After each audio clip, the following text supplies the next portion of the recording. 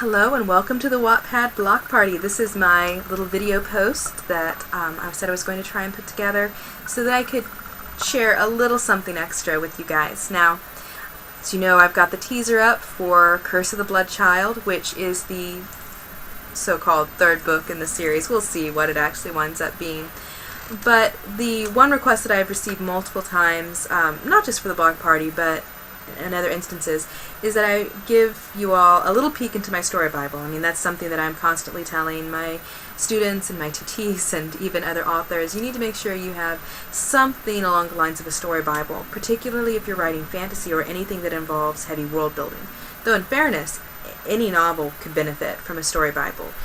They're standard procedure for any TV show, and it helps to ensure continuity, that the integrity of the characters is followed, and just, you know, you don't want to have to dig through your 300,000 plus novel to figure out what color eyes did he have, what sort of horse did he ride, and did I use that dragon already? You know, little details like that, because smart readers will find all of those errors and they're going to go, wait a minute, you can't pull that off on us. I'm like, nah, I wasn't trying to pull anything off on you, I just legitimately forgot. And really, the story Bible is, without a doubt, the one thing that has helped me significantly. It's probably the best weapon I have in juggling multiple projects, because, you know, things happen, and then you can't work on the same project for days, maybe weeks, sometimes even months at a time. So here is my little tour of my Tue-Rah story Bible. Now, one caveat that I feel I should mention, I have culled this significantly. There's a lot of spoilers in my story Bible, as there should be. You should have everything in there if you have the time to add it, and I don't want to give away all of those things. There's some big surprises coming up, so you're not going to get all spoilers. I will give you a few minor spoilers that hopefully will just make you more excited to see what's happening, but yeah. It's been called. Don't worry, all of it is in a it's in a safe place. I've just removed them. So if it looks like there's only like 1 or 2 lines, nah, that's not usually what it is. It's usually a lot longer. But I want to make sure that you don't get any inside info too fast. All right. Are you ready? All right, let's go ahead and dig in. So obviously, I use Scrivener for my story Bible. It is significantly easier than Microsoft Word, in my opinion, once you get past the learning curve, and it's well worth the time. I've adapted it. It's very easy to change these folder icons to something else, and when I have time, I like switching it up, though I am somewhat inconsistent, I must admit. But up here I have just general information for the series as a whole. Here we start off with the novels for the first main series, which is the Tue-Rah Restored series, or it may just be the Restoration, I'm not sure. Still trying to find the perfect one for that. Now, before you get your hopes up, these aren't all new titles. This is actually Identity Revealed, but right now it needs to be split into 2. And then these 3 are Asikham's King. They need to be split up, because otherwise it's going to be cost prohibitive to print. They're way too long. And we've still got a long way to go, so there might be some new titles in there. But I did promise you some minor spoilers.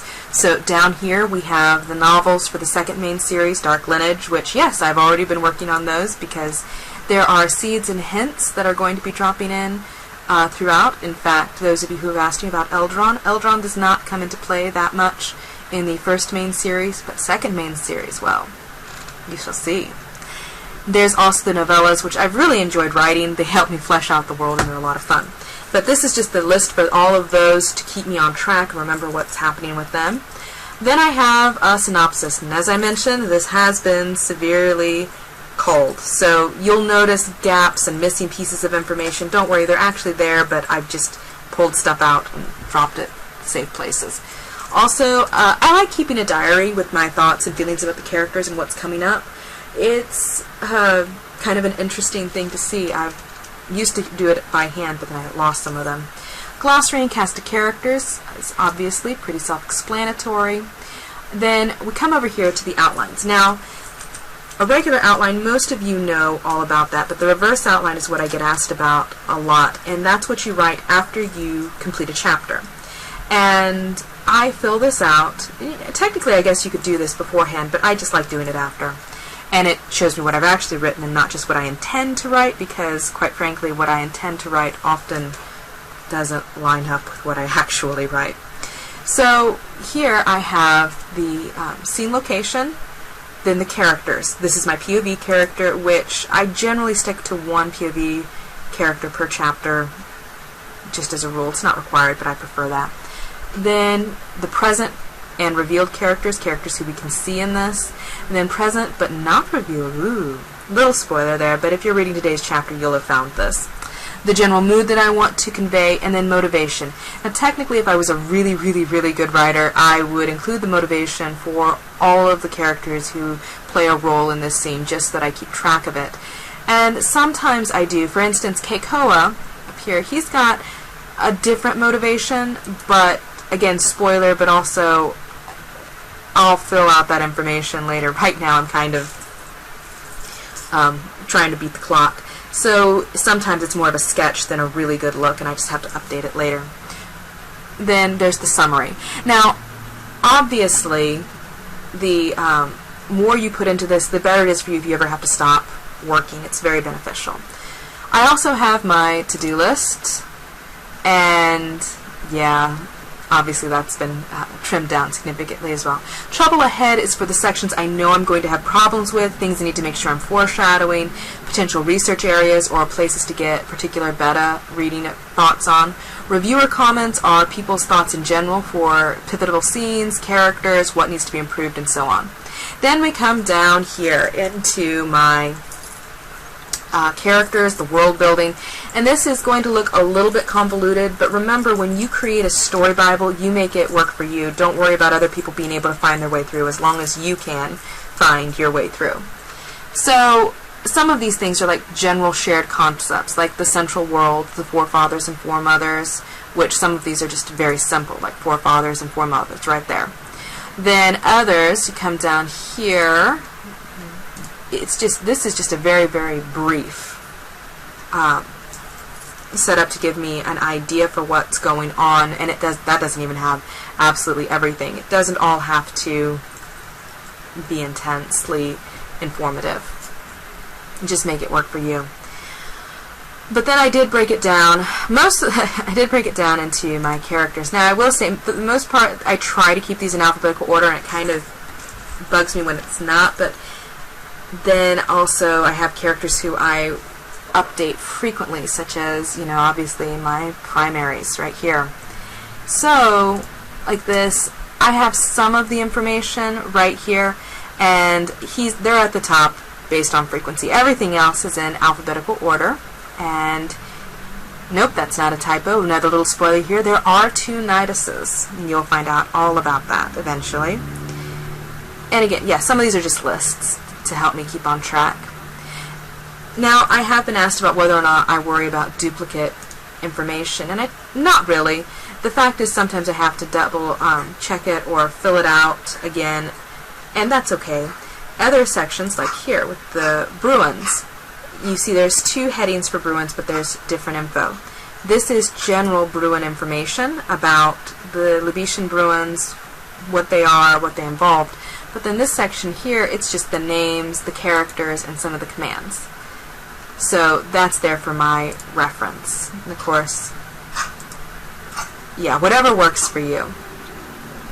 I also try to have my locations broken down by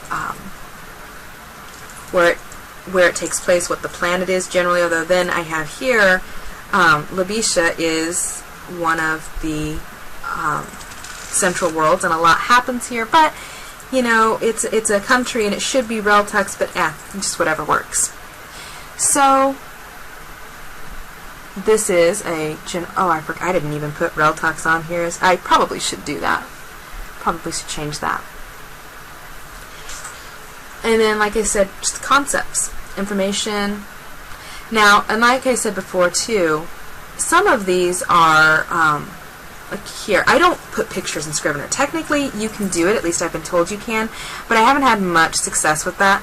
So I actually, like I said, I have multiple sections. So like over here, I use Pinterest for pictures, and I actually include like little stories and thoughts and notes that I want to remember. And there we go. Like right here, this was a picture that just reminded me of a Bruin, was actually one of the ones that kind of jumped out at me. So, and that one as well. So these are just general story ideas and notes, and yeah, there's all kinds of things. This is one of my favorite little cartoons, and they help me to keep on track and focused. Did I have anything? Oh no, I didn't get the Gorgon opposite. Oh well. So that's just the general tour of my story Bible. I really enjoy using this combination of Scrivener as well as Pinterest. Like I said, I'm pretty sure you can use Scrivener to add images, but I've never done that, and Pinterest works great because then I can add all my little notes and my stories and thoughts on that. It used to be a public board, but not anymore.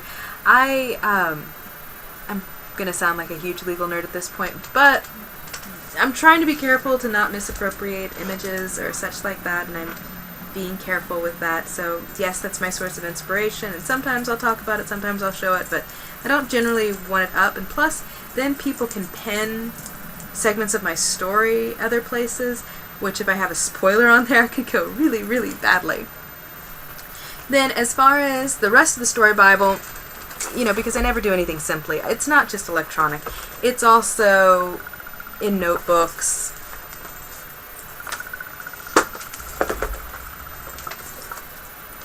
journals. I write it down everywhere, and then eventually it gets put into the electronic version. I organize it, I put it in, update it, all of that good stuff. And that would be my biggest piece of advice for you. If you do decide to put together a story Bible, remember, it's whatever works for you. You decide what you want to include, what you don't want to include, decide what you want focused on. You know, like I said, I try to keep some of it alphabetized, which, as a heads up, yes, I know hybrids is between Yeb and Bautrians. It's not an error. There's a very intentional reason why that's there. I can alphabetize, for the most part. Yeah, just make it work for you. Adapt it, crumble it up, fix it. And remember, writing the story should be your priority. It should not be creating the perfect story Bible. Trying to think if I have any other advice for you, but keep writing, read great stories, and have an absolutely wonderful day. Be sure to check out the other Wattpad Block Party authors, and many thanks to Kelly for putting this together. It's always a fun event, and I hope that you have as much fun as I am. So, bye!